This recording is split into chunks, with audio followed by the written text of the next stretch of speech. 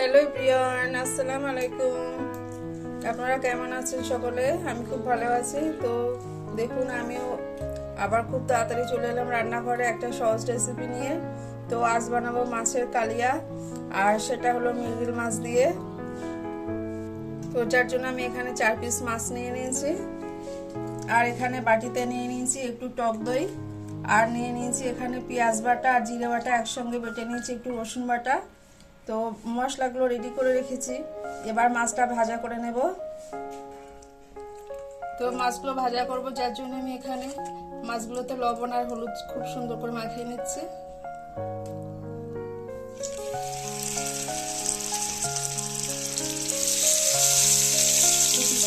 ভাজা করে নেব।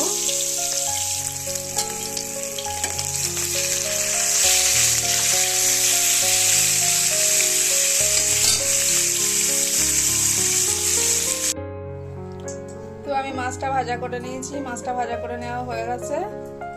আর এদিকে যে বাটনা রেখেছিলাম পেঁয়াজ আর জিরে বাটা একসঙ্গে, তার ভিতরে আমি দিয়ে নিয়েছি হলুদ গুঁড়ো, জিরের গুঁড়ো, লবণ আর একটু লঙ্কার গুঁড়ো। আর এদিকে দইটা তো আছেই, তো এইটা আমি একটু মিশিয়ে নেব হাত দিয়ে, চামচ দিয়ে। তো মশলাটা আমি রেডি করে নিয়েছি।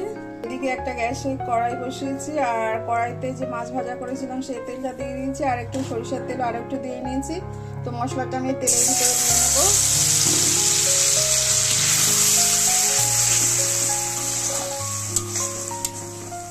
আমি যে বাটনা করেছিলাম তার ভিতরে যে মশলাগুলো দিয়ে আমি একসঙ্গে মিশিয়ে নিচ্ছি, আর এই মশলাটা খুব ভালো করে একটু কষিয়ে নেব।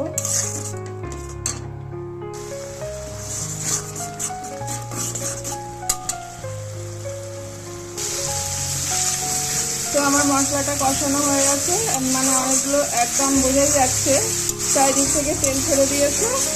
তো আমি যে দইটা রেখেছিলাম সেটা এবার দিয়ে দেবো।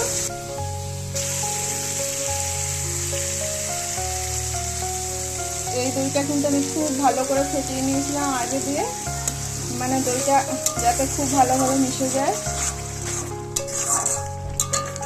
কালারটা দেখুন, মানে সঙ্গে সঙ্গে কেমন চেঞ্জ হয়ে গেছে।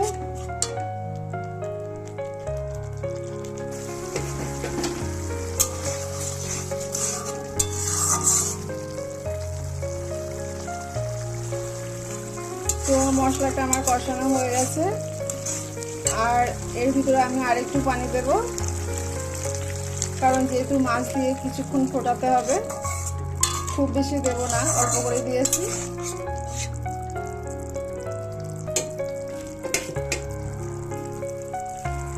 তো ঝোলটা তো ফুটতে শুরু করেছে, তো মাছটা আমি দিয়ে দেবো একে একে।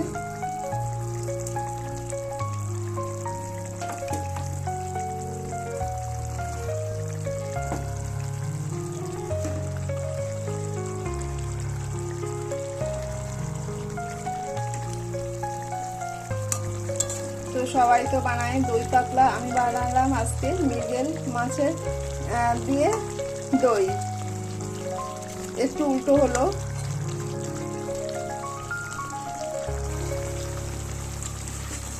তো বন্ধুরা দেখতেই পাচ্ছেন কালারটা কত সুন্দর হয়েছে, খেতে নিশ্চয়ই এতটাই সুন্দর টেস্টি হবে।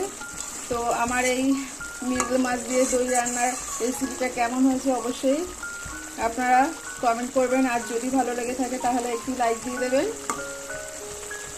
তো আমি মানে যেহেতু রান্নাটা রেডি হয়ে গেছে, তাই আর বেশি ফোটাবো না, এবার নামিয়ে দেব।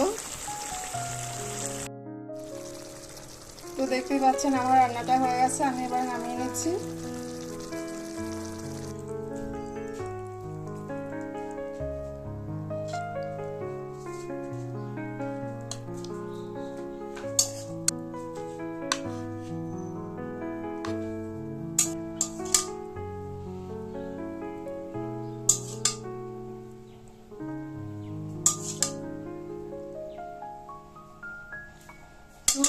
বাড়িতে থাকা উপকরণ দিয়ে খুব সহজে লোভনীয় মাছের এই কালিয়া রান্নাটা হয়ে গেল। তো আপনাদের কেমন লেগেছে অবশ্যই কমেন্ট করে জানাবেন।